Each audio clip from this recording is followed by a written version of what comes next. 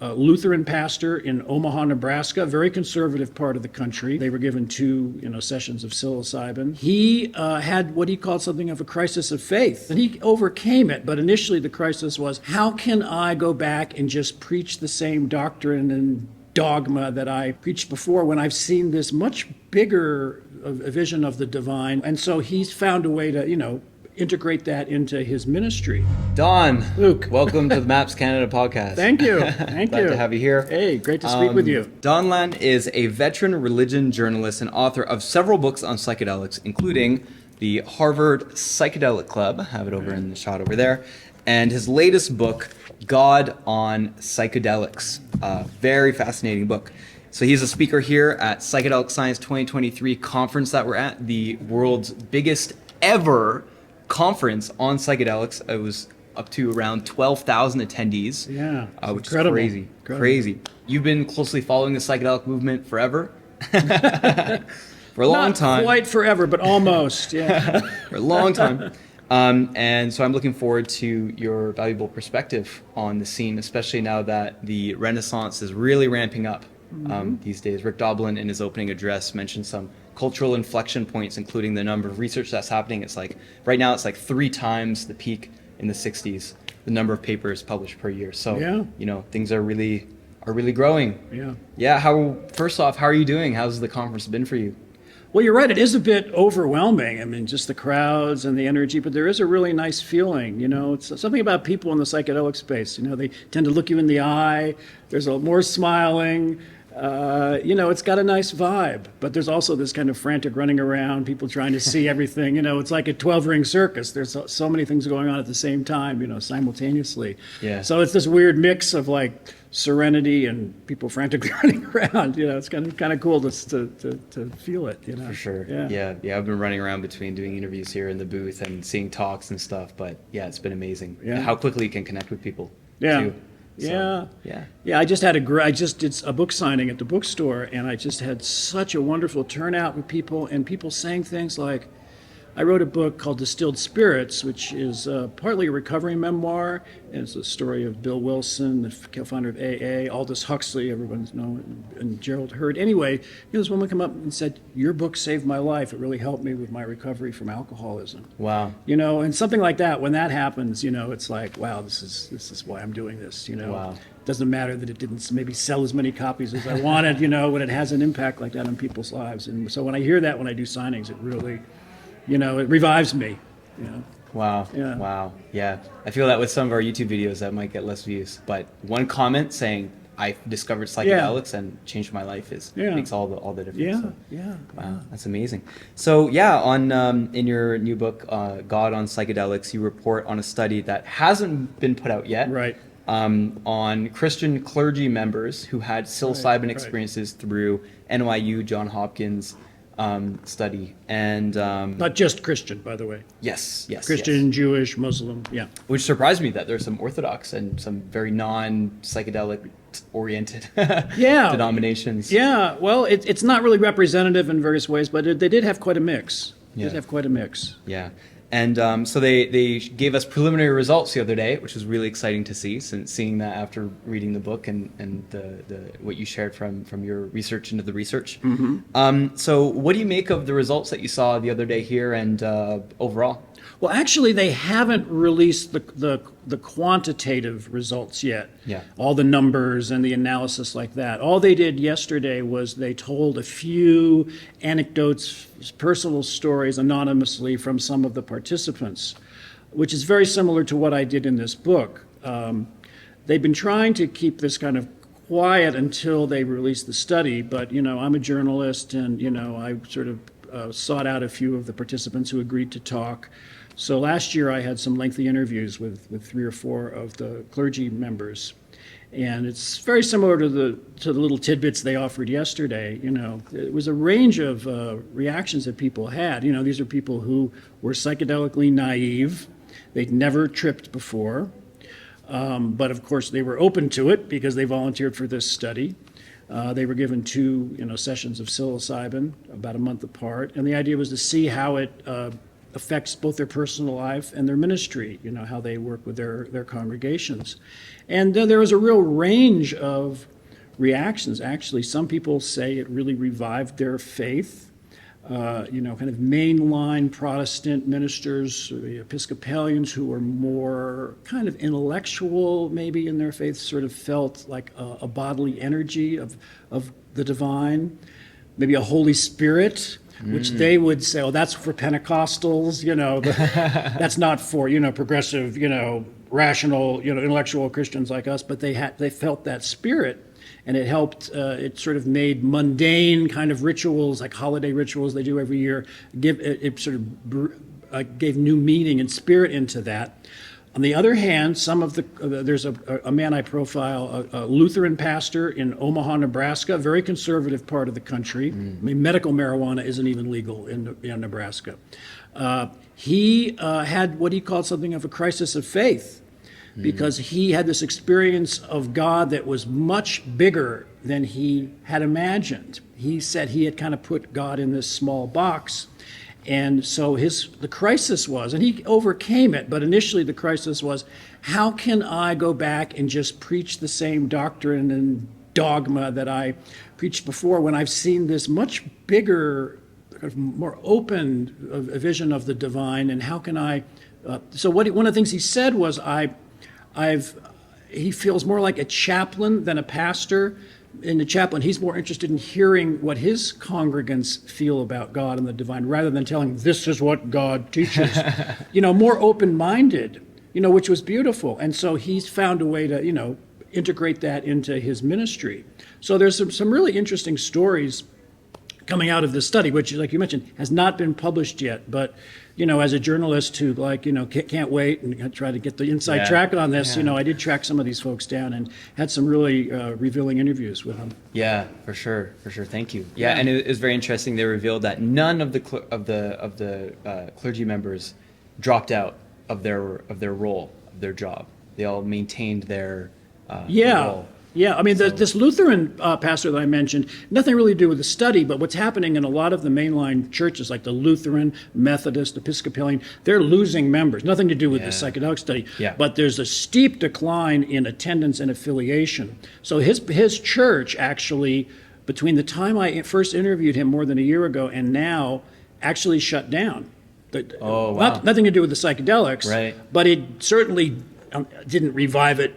He wasn't even talking about it. Most of these clergymen didn't go back and preach, sermons that they've discovered, a new meaning, the meaning of life, or a new vision of God. They kept it quiet.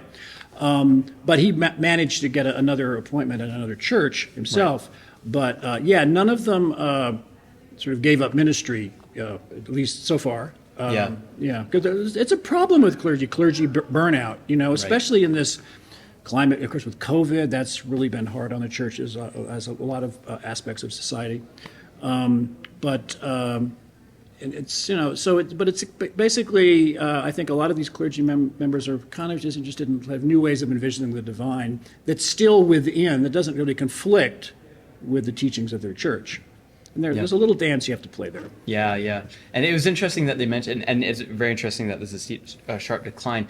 They mentioned just at the question period at the end of the talk, they're like, oh, by the way, for some of the pastors or whatever, forgive me, I'm not totally familiar with all the religious language, religious leaders who had gone back. There was actually an increase in attendance of their churches who had gone through the ceremony. Yeah. They said 4 had reported that. That's out of 24, so you got to remember that. Right. And I don't know if you can really. They had maybe a sense that there was a different energy, and maybe that helped. And very well could be. But I don't think that's you can really make a scientific conclusion around that. You'd have to really study. Yeah. You'd have to interview the members of the congregation. Right. There's a tendency in this world to kind of fall into a little too much hype and hope. Right. And I don't think they're going to say that there's a direct. We'll see when the study comes out, but they're not really looking at it at that level where they can make conclusions like that. Got it. The other thing to remember about this study is they're all self-selected. right? So while they were psychedelically naive, they're obviously open to this, right? And it's a small group. It's 24, clergy members.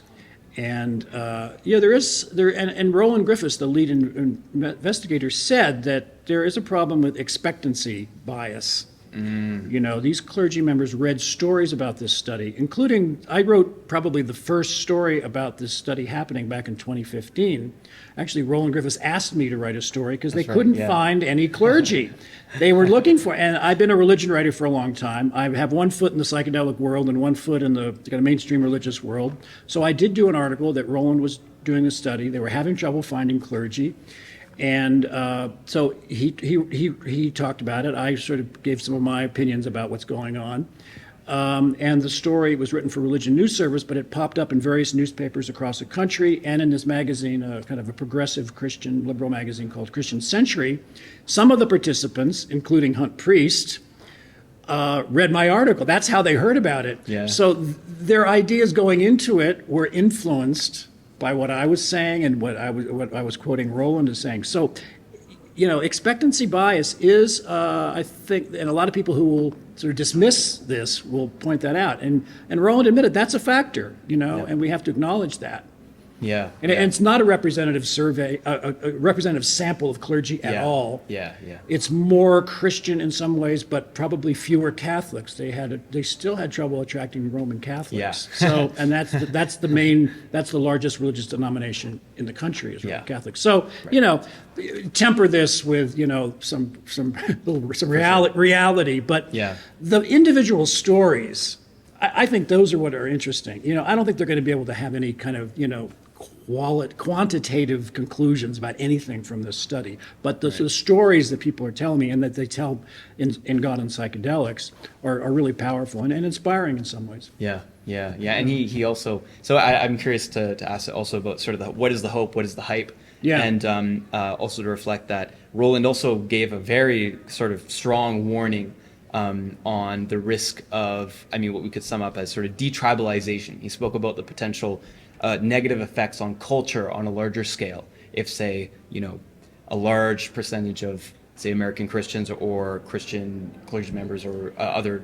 denominations or faiths were to do so, and that it wasn't clear if there would be like a large positive or negative effect. Yeah, I think he was talking about not so much clergy. He was talking about just the larger so-called psychedelic renaissance and all the excitement and all the decriminalization, the stuff that's happening outside of the clinical trials. That's what they're really worried about. They're worried about a backlash, which happened similar to the 1960s when it just got too wild and crazy. And these drugs, while, they're not, for the most part, physically addictive, they have risks, psychological risks for people who are not ready for them. Yeah. And nothing to do with the clinical trials, just what's happening in the whole decriminalization and this explosion of interest in this in the media, in the popular media. And I think a lot of the researchers are really worried about, and there are already reports of, some bad outcomes and a backlash against it, which could affect the clinical trials. So they're now trying to let's slow it down. They're talking more about the decriminalization, the legal drug reform thing, which is needed, and I'm all for it, and everybody is. But there's a kind of an irrational exuberance that this is going to save the world. And it didn't save the world in the '60s, and I don't think it's going to save the world in the 2020s either. It's not that simple. Got it. Yeah. Awesome. So then the flip side, what is the hope that is offered by, say, the results of the study so far, what you've seen, and the potential benefits for, say, clergy members or even just Christians who are curious about psychedelics? Yeah, specifically for the religious study. Yeah. Hey, we hope you're enjoying the podcast so far. Now, if you want to support and become part of the psychedelic movement, feel free to donate to MAPS Canada at the link in the description below. Thank you for helping our mission to support equitable access to legal and regulated psychedelic medicines for all Canadians. Well, I think what's happening is, like I said, there is this decline, and even the clergy that are open to this, they're not even thinking this is going to save the institutional church necessarily. It's not necessarily going to inspire people to start going to church in the old ways that they're used to. But what's happening, and this is not just from this study, this is just happening anyway, the fastest growing religion in America are the nuns, not the NUNS, Oh. the N-O-N-E-S, the nuns. And these are got people. me. These are people. Yeah, these are No people. way. These are people. When you say, "What is your religion? What is your religious affiliation? Are you Christian, Jewish, Muslim, Buddhist, Hindu?" They'll say none, as in none of the above, N-O-N-E. But most of those people wouldn't call themselves, and there's polling on this, most of those people wouldn't call themselves atheists or maybe even agnostics. I mean, a lot of them still believe in God. They maybe still read the Bible. They might even still call themselves Christian or not, but they are more open to kind of a broader definition of the divine. A lot of people refer to themselves these days as spiritual but not religious. Right. Sometimes they call those the nuns, N-O-N-E-S. Right.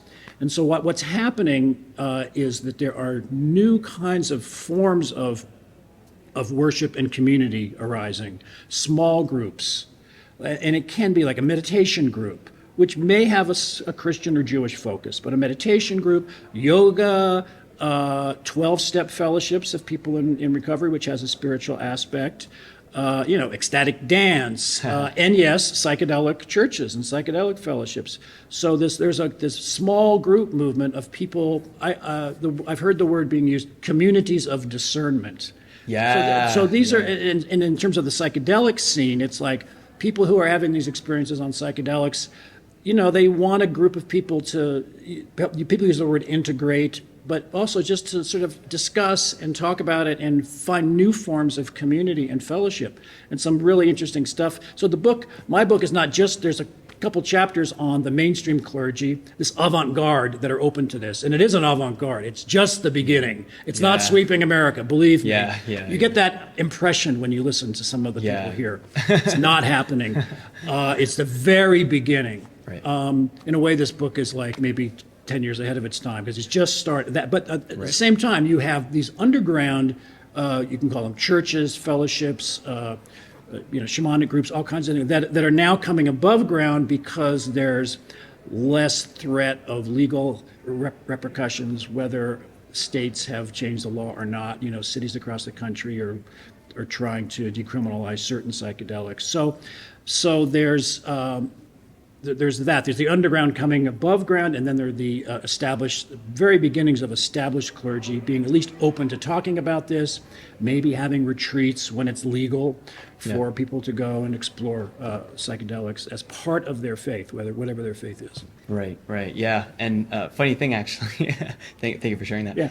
When I first arrived in Denver for the conference, I went to this cafe for a psychedelic meetup and was ushered upstairs, where I walked into this circle of people sitting with this bowl of psilocybin microdoses in the middle of the room. And I slowly realized that I'd accidentally found myself as part of a psychedelic church service.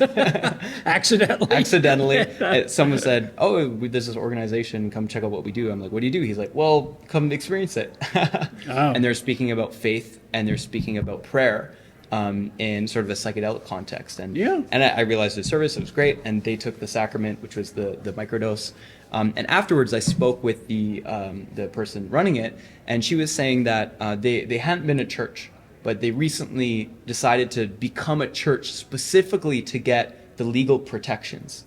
And that's happening all over, Yeah, and one of the benefits I see of that is that for people who are looking for those experiences in that community, having that sort of legal protection might contribute to the safety aspect of the setting. Say if they do full dose journeys, I'm actually not sure if they do that, but they might feel safer in that context. But I'm curious about your thoughts on sort of the pros and cons of using that sort of church loophole to create these spaces. Yeah. Well, there's a chapter in God on Psychedelics on a really interesting church in Oakland, California, called Sacred Garden Church. And I think they are one of the more, sincere efforts to start a church that's open to the use of not just sacred plant medicines, also LSD, MDMA, but they're very cautious, and they require new members to go to like 9 events beforehand where there's no psychedelics. They have regular Sunday services where there's no microdosing, no macrodosing. It's just they're discussing it. They're talking about different psychoactive plants. And so you get to know them, they get to know you before you have an initiation, which in their case is usually with this chonga, which is the same plants that they use to brew ayahuasca tea, but Yeah. you smoke it. Yeah. And they do this in a park in the Oakland Hills, and that's kind of the initiation ceremony. And I think they're a sincere. So I went through that whole process more as a journalist and participant observer. I mean, I was open to maybe joining. I really was. It wasn't in the end. It wasn't really for me, just because of the stage of life I'm in or whatever. But I think they are really a sincere effort. On the other hand, and they hope and claim that because they're calling themselves a church and being cautious and having accountability. For instance, there's an ethics council. So if someone, Wow. they have an ethics council. So if someone feels like there was some kind of inappropriate sexual thing going on, which often is a situation in churches, whether they're psychedelic or Roman Catholic, there's a separate ethics council that you can go to. And even beyond that, if you still think there's a problem, they're part of this thing called the Sacred Plan Alliance, which is a network of churches. So you can appeal to that. So there's double layer of accountability. That's why I think they're, compared to some of the other churches, some of these other churches are just fronts. I mean, there's a thing in Zydor in Oakland too, which is basically, they call themselves a church. I mean, I think the leader is sincere in some ways, but they're basically a mushroom dispensary. Right. You join the church, then you get mushrooms that day and you leave. That's not a church. That's a dispensary. I'm not against that, but calling it a church is not going to give you legal protection. And even Sacred Garden, I mean, lawyers will disagree. I mean, it's to be clearly legal and under U.S. law, you have to get an exemption to the religious. This is my opinion. People disagree. And I'm not a lawyer, but a lot of lawyers say you have to get an official exemption from the religious freedom under the Religious Freedom Restoration Act. Right. And it's a whole process, and very few of these churches have done it. So it's really not actually true that they are clearly legal. Some of them are claiming to be, and the government is, for the most part, hands off unless they make too much noise or there's some bad outcomes or people complain. So it's not so simple. You don't just say you're a church and then you don't have to worry about it. And I think there's a lot of people who think that and could get in trouble because this is still illegal. Yeah. Especially even in the states that have done this, it's still illegal under federal law.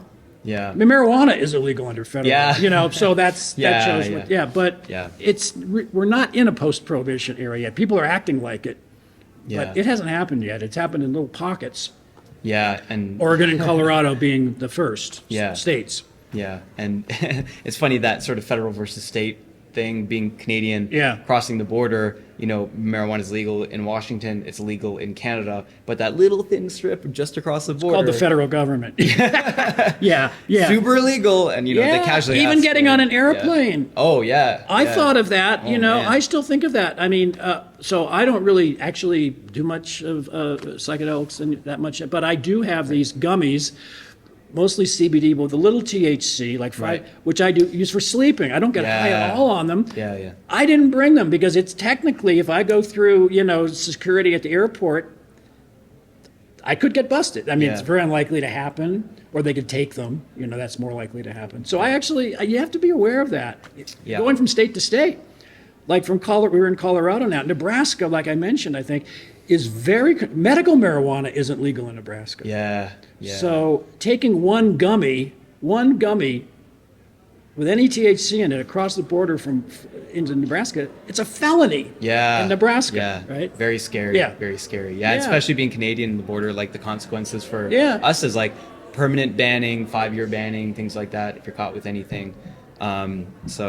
Yeah, I mean, it speaks to sort of for the risks are real for us crossing because we have to be aware. And if you get stopped by a border guard, you say, I'm in a church, this is legal. Good luck with that, Luke. Yeah. I mean, yeah. So we're very careful. We don't break the laws. We don't break the laws. Hello, U.S. Customs and Borders agents. Looking this up. People are forgetting that, People are forgetting that. Yeah, for sure. Okay, so I'm curious. So study was about clergy. That was the part I was most interested in. But so there's, psychedelic therapy is a secular phenomenon. Yet in the 2006 groundbreaking Roland Griffith study about how mystical type experiences, the caution around using Right. the word mystical on its own. Mystical type experience, occasion, significant, meaningful experiences. There's a correlation in the degree of the mystical experience and the degree of the positive outcomes, if I'm correct.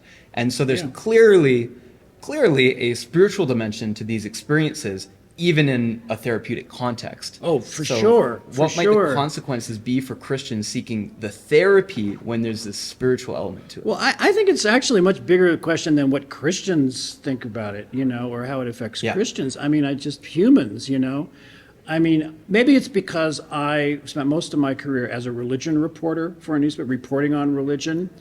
But it seems to me that a lot of the positive outcomes from these clinical trials, not just about clergy, but anything, I think spirituality explains it much more than science. These are scientists who are trying to build a case that this is scientifically and medically valid and it's therapeutic benefit, which I think it does. But in my opinion, it's really a spiritual. You hear these stories from people, any kind of clinical trial, and you actually hear their story. It sounds like a religious conversion story, And these are even people who are atheists, Christians, Jews. It doesn't matter. Yeah. I mean, they have, and what I think it is, it's spiritual in the sense that it's a radical re-envisioning of yourself, this sense of self and ego, and this connecting to a higher, what you might call a higher self, or cosmic self. consciousness, or something. It's really the psychological way, maybe ego dissolution, or connecting to some kind of a unitive, non-dual consciousness. It's really that, and when people talk about it, and these are people, some people, in my other books, I've interviewed a lot of people. I have a book, Changing Our Minds, which came out before Michael Pollan's How to Change Your Mind, where I interview a lot of these people who are in these other studies. Some of these were, scientists themselves, and they call themselves atheists, but you hear their stories, they don't sound like atheists. Yeah. And these are just words like, mystical, spiritual, there are scientific kind of, There's this hesitancy to use words like sacred and mystical because scientists think, or a lot of the researchers think, that it'll be dismissed because there's a bias against spirituality and mysticism in academic and scientific circles. I think that's kind of ignorance on their part, in my opinion. But they're worried, and I think it's a sincere worry, that the larger scientific academic community will just dismiss this. Oh, this is just a bunch of new age, gobbledygook. So that's why they're, like Roland goes out of his, and Roland is, a very spiritual person. You can tell that just by talking to him, not in any sort of necessarily Buddhist or denominational way. He calls it secular spirituality. I don't know what that is. I mean, why? Like you put the word secular in front of it, okay, now it's safe or something. But there's a real dispute among the researchers at Johns Hopkins. Like, like Matt Johnson, who's one of the researchers there. He wrote a paper, I think published a paper last year, where he's very critical of this kind of New Age amorphous mysticism that you can see in a lot of the clinical trial sort of discussion. And he thinks that that's dangerous because there'll be like a backlash, from the scientific community. Right. So that debate is going on. It's interesting at MAPS now that there seem to be more open than, I was at the last MAPS meeting, what was that, 2017? Every year they seem to be more open to acknowledging that this in some ways is spirituality and mysticism does really explain this in a lot of ways. Yeah, 100%. Yeah, I think 100%. And my personal perspective, I believe, is like, science is amazing for the material world and understanding physical phenomena. But when it comes to questions like, how do we want to live our life? Like, what's important? What matters? Like, what should I put my attention on? Like, what path should I walk in life? Those, it seems to be that the things that best address those questions aren't science textbooks. Right. I did a degree in physics thinking it's everything, right?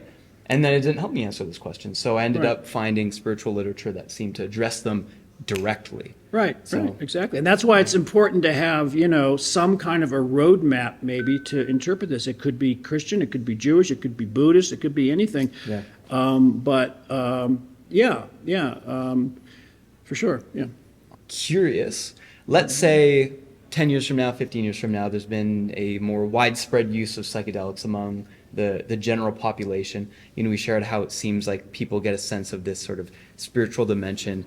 It's been curious. I've been curious to wonder if that would lead people to join these communities of discernment, or to start their own communities of discernment, or maybe to join the old school ones in some kind of conversion experience. And they report it isn't necessarily the case that the mystical experience they have is a distinctly Christian one, or a distinctly Jewish one, or a distinctly Muslim one. How do you see the effects of this playing out at scale for religious institutions? Yeah, well, I think what I'm interested in, and what I write about in God and Psychedelics, is there is a centuries, millennia old tradition of mysticism. So let's just take Judaism and Christianity. That's definitely there. But people of my generation, the baby boomers, people who came of age in the 50s and the 60s, this wasn't talked about in the churches and synagogues. I mean, the people who were brought up as Christians and Jews don't even know that this mystical tradition is there, right? So it's not that everyone's going to rush back to Christianity or Judaism when they have a revelatory experience on psychedelics. But what's happening are these groups like, Shefa, a Jewish Christian Psychedelic Society, and Ligare, which is a Christian Psychedelic Society, both of which were started by participants in the Johns Hopkins study. Now there's an opportunity, at least, for people who were brought up Christian or Jewish to explore what the mystical traditions in their own faith says about that. Now, maybe most people aren't going to do that. Maybe in some ways Buddhism can seem more compatible with these states of consciousness. Maybe it's often not so much a personal kind of God, with the God of the Bible that people are experiencing. Sometimes they are, sometimes they're not. Right. Or Hinduism or Vedanta or different forms of Eastern mysticism. So it's not like everything's happening at once. It's not like one thing is going to happen. But I think there's just this new beginning of this new opening in some Christian and Jewish, not so much yet in Muslim circles. That's a little slower maybe to come along. Yeah. But just openness to exploring those possibilities. Yeah. Oh, and I'm curious on your thoughts on this. I've heard the term the demythologization. Christianity is sort of like that. There's been this effect of modernity specifically on Christianity that sort of made it. And in the talk yesterday, or Reverend Hunt Priest, he spoke about how Christianity has become very intellectual and heady, irrational. Yeah, and they've dismissed the body and sort of ignored the body. Like I mentioned, he's the one who in my interview, I think I was the first one. He talked about that as a journalist, right? I wrote an article last year about his experience. Yeah, he felt that Holy Spirit, and a lot of what they call the mainstream churches, which tend to be the more liberal ones, and the ones that are losing members the fastest, like the Presbyterian Church, United Church of Christ, the Lutheran Church. The Roman Catholic isn't losing them as fast. Roman Catholic is a little different. People are more kind of culturally Catholic, like they're culturally Jewish. There's more like switching among the Protestants. It's a little different, but they're all losing members. Right. But the ones that have embraced kind of a more progressive, rational, intellectual approach to the faith, they can be kind of lifeless, and dull. Whereas the more conservative evangelical churches, especially the Pentecostal churches, they really do feel the Holy Spirit. They are having spiritual experiences. I think the real trend is related to this, spiritual but not religious, is people are more interested in personal spiritual experience rather than doctrine, dogma, and denominationalism. So the churches that have that Holy Spirit, which tend to be the more conservative evangelical or Pentecostal ones, they're declining less, although even they are also declining now. Right. But there is a real crisis in the two of the churches that I focus on in God and Psychedelics are the Episcopal Church and the Lutheran Church, meaning there's like a mainline Lutheran church. And they are losing members so fast that the projections are within a couple of generations, they could be extinct. And the Catholic Church too. The Catholic Church, it's a little different. The Catholic Church, as everyone knows, has been involved in, now decades-long scandal involving sexual abuse of children and minors and at least as cover-up. important as the cover-up by religious bishops and church leaders, and I think they're losing some members around that, but a lot of Catholics are still maybe will consider themselves culturally Catholic, more so. It's hard to say, but yeah, it's a little different with the Catholic Church. It's also interesting that in this, they haven't actually said yet exactly what the breakdown is in terms of the denominations that participated in this. They gave a little hint of it yesterday in the presentation, but I think it's safe to say that Catholics are underrepresented in this survey. So that's interesting. Why is that? Yeah. Yeah. I'm curious, have you ever heard of the YouTuber and Eastern Orthodox icon carver Jonathan Pajot? No. Cool. He's Canadian. Okay. French Canadian. And he's spoken with Jordan Peterson. He was a consultant, a friend of Jordan Peterson when he was doing his biblical series back in the day. Mm-hmm. And just following him, it seems that there's been sort of a revival on almost the opposite end of the Protestants, like all the way back to Orthodox. That some people are. Oh yeah, like Eastern Orthodox or Greek or Russian Orthodox. Yeah. That has been happening. That's been happening for a couple decades. There's been it's interesting. A lot of conservative evangelicals, like Baptist or Pentecostals, are seem the opposite. Often they will sort of sometimes embrace this sort of high church, kind of orthodoxy, which is that's been happening for a while. Yeah. Yeah, that's interesting. That's interesting. How do you feel the Orthodox might react to the psychedelic potential incorporation? Hard to say. It's in a way the Eastern Christian. Like there's the Roman Catholic, and then there's the Eastern Catholic and the Orthodox. The OGs. We're more, in some ways, open to the Christian mysticism and spirituality than the Roman Church. So that doesn't mean they're going to embrace psychedelics. Yeah. The important thing to remember is, and this is a lot of Christians who are even sympathetic to this will resent the fact that the psychedelic people tend to want to reduce everything to psychedelics. There are a lot of ways to have a mystical experience, the way most people have mystical experiences. 100%. Including going back millennia, has nothing to do with psychedelics. It's through prayer, fasting, meditation. Things like ecstatic dance, chanting. I mean that's spontaneously, right? Or spontaneously, for no reason. Or just there's all. So I mean, we tend to you can't reduce mysticism to psychedelics, and there's a tendency, especially in this crowd, to do that. All religion started with psychedelic plants. Well, I mean, it's an interesting idea, and there's very little evidence of it actually, but it's like this conventional wisdom, the stoned ape theory and the pagan continuity theory. Brian Muraresku wrote this book, what was it called? The Immortality Key. Immortality Key. Yeah, which, I mean, it's an interesting book. I write about that actually in God on Psychedelics, a critique of that. Even he admits it's total speculation. Yeah. When you really push him on it, it's like a wonderful story, but there really is very little evidence of it, so. Yeah. And my first thought on that, I was speaking with a gentleman in Vancouver who said, I was just reading about the psychedelic roots of Christianity. I'm like, oh, okay. Yeah, I'm interesting. I'm sorry. You think it might be more core to the story and the events and the theme and the narrative of Christianity would center on, the thing that sparked it, you know what I mean? Like it wouldn't be like a side backroom phenomenon. It would be more incorporated. I mean, we really have no idea what was really going on in the early church, Yeah. I mean, some people even don't. There are some people that think Jesus wasn't even a historical character. I think he was, but we're sort of projecting back onto this whatever preconceived ideas or stories that we want. We're mythologizing it in various ways, including the psychedelic mythology.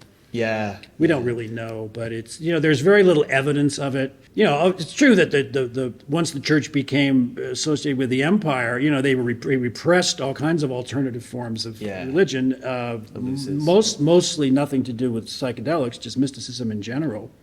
like the Gospel of Thomas, which, is as authentic as, Matthew, Mark, Luke, and John, was repressed by the early church because of, I think, the mystical overtones there. Not that they were taking psychedelics, just that mystics in general are harder to control, right? They have their own ideas about the divine. Yeah. So there's a suspicion of, by Orthodox, of any religion, to the mystical, because that's where the kind of the reformers show up. I mean, that's what happened with Jesus and Judaism, right? Yeah. So that's the history of religion, is people, mystics or prophets coming up with a new way of looking at this, and then there's a schism or a new religion forms, like Christianity out of Judaism, right? So that's the life cycle of religion.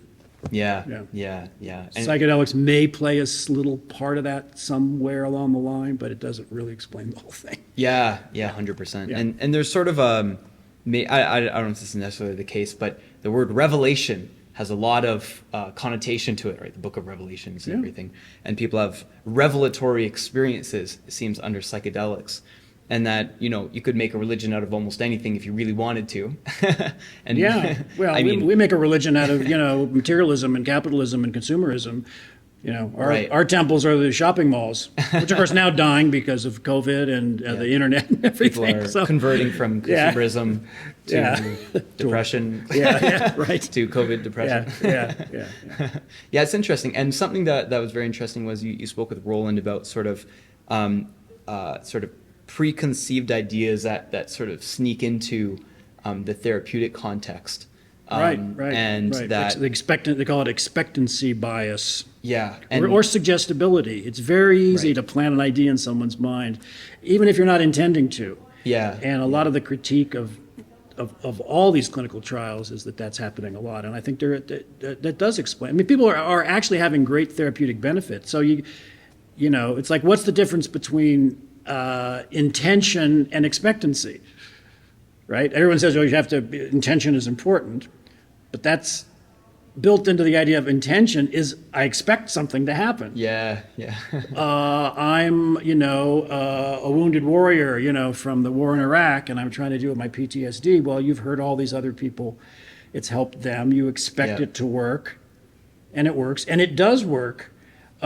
And partly because of the medicine, and partly because of the expectancy. That's how faith healing works. Yeah.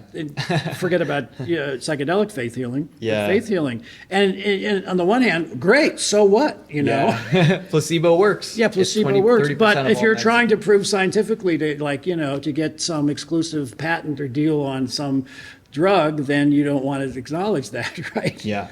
So a lot of this, it's a very complicated thing that's going on with this, commodification and commercialization of psychedelics, which is a whole other can of worms we don't have to get into. Thankfully, we got the double-blind placebo to help too, so we can see that 30% effectiveness or 37 or whatever is sort of that range of effectiveness on the placebo, just hilarious almost.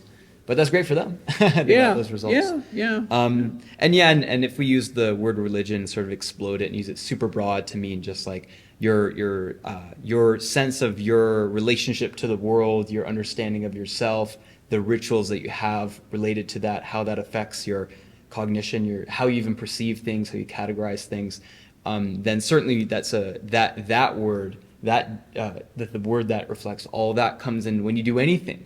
Not just psychedelics. There's a ritual around how you drive your car too. So it's useful to ask those questions, right? One thing they incorporate is the idea of letting go into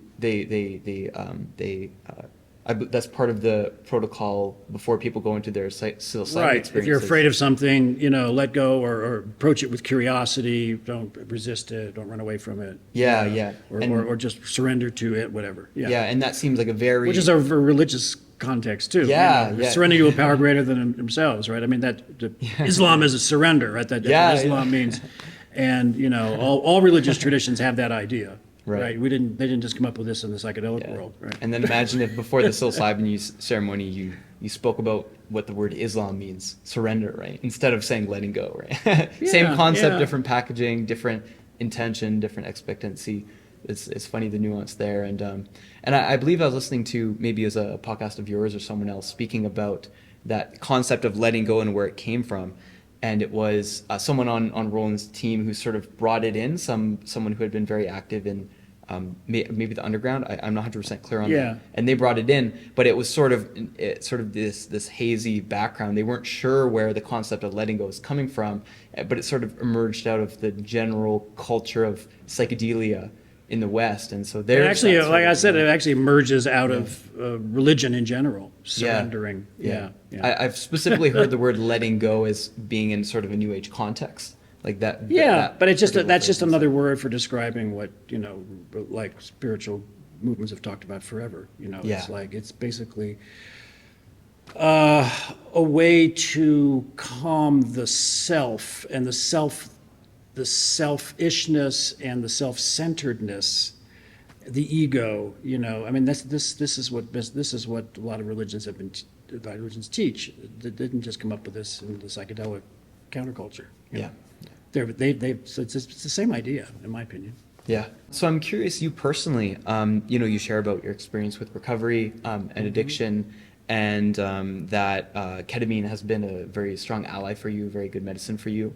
And I'm curious for you if you've found sort of an intersection on the therapeutic benefits as well as like spiritual, not consequences, side effects, Yeah. spiritual side effects, or say the core of the shift that happens under psychedelics. How has the therapeutic versus this spiritual element of your own experiences bled into one each other, or how have they Yeah. been different? Well, I was first exposed to ketamine. I was actually working on another article, a whole other article, and I was interviewing a doctor on Maui. I actually happened to be Ram Dass's doctor Right. when Ram Dass was still alive. And he had read Harvard Psychedelic Club, so we were talking about psychedelics. And then I guess I mentioned that I was on these SSRIs, traditional antidepressants, and they're working okay, but I was trying to get off of them. They weren't really working that well. And this is like 10 or 15 years ago or something, 10 years ago. And he was saying, have you ever tried ketamine? Have you ever heard of ketamine as an for depression? And I hadn't heard this. There wasn't a lot of discussion 10 years ago about this. It was just starting to happen. And I said, no. And he said, would you like to try it? And wound up giving me an injection right there. I actually came back I thought about it. I came back the next day. Yeah. Anyway, and it was a very powerful spiritual experience. So I did that, and then I actually was trying to get off antidepressants anyway because I wanted to try ayahuasca for changing our minds because they say it's a good idea to get off those. So anyway, for various reasons, I got off of them, and I did the ayahuasca, and I started exploring mainly as a journalist, writing that book, to understand these drugs in the context I'm writing about, whether it's therapeutic or religious or spiritual.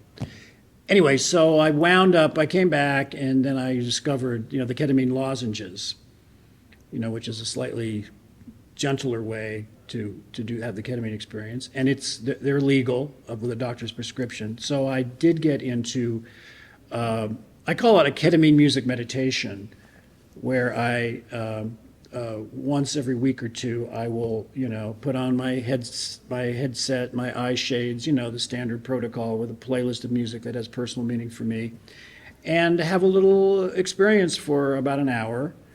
And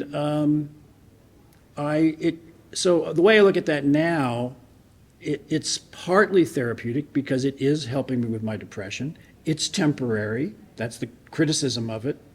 Right. So are SSRIs. So are most things, actually. It's maybe a third for me. It's not bad for me. It doesn't work for everyone. According to my doctor, who's really an authority on ketamine, I'm a really good responder to this. So it's not for everyone, for sure. Right. But for me, I see it, and I write about this in God and Psychedelics a little bit at the end, I think. It's like a third therapeutic. It does help as a treatment for depression. It's a third spiritual or religious that sometimes, not always, I will have a real non-dual mystical experience. It's very unpredictable with the exact same dose. Interesting. Sometimes it'll be almost no psychoactive effects. Sometimes it'll be little. Sometimes it'll be like they call the K-hole, or like, that's kind of the recreational word, right? But I never took ketamine recreationally, but myself. But So other times it will be like a full-blown mystical experience, like what Shogun would call a +4 experience. And with the same dose, same conditions, same time of day. So it's very mysterious in that way. And it's, in a sense, I have to admit, it's recreational because I like to get high. I like it too much. That's why I'm in recovery from other drugs, right? So for me, it's a third therapeutic, a third spiritual, and I'll admit, a third recreational. Recreational in the sense of not partying, but in the sense of exploring my own consciousness and just exploring that territory. Right. And what is this? What's going on here, right? So it's all three of those things. And for me, it's the only thing I really do on any kind of a regular basis. I mean, I don't take any other drugs. I very rarely do, mushrooms or MDMA. I did a little bit for the book. Right. But I have to be very careful about that because I'm just, I admit I love to get high. I love it too much. And but for me, I found a way, and ketamine does have a higher abuse potential. Yeah. And it's not technically a psychedelic. Dissociative. Neither is MDMA, but Right. they definitely have psychedelic qualities. Yeah. Yeah. Mind manifesting, so long as it's manifesting. Yeah, in the mind. yeah. It's And not a then- classic psychedelic like LSD or peyote or. Although some people mushrooms. do seem to have visionary experiences on MDMA on occasion. People do, even on ketamine. I don't. I mean, I'm sort of like Huxley. Huxley called himself a poor visualizer. He would, even on LSD, so I tend to not have visuals.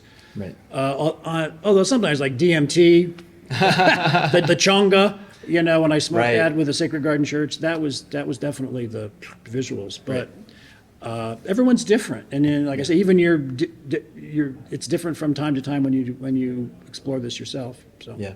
Yeah. Awesome. I also want to say, take a moment and thank you for sharing, and also thank you for being open with the recreational aspect too.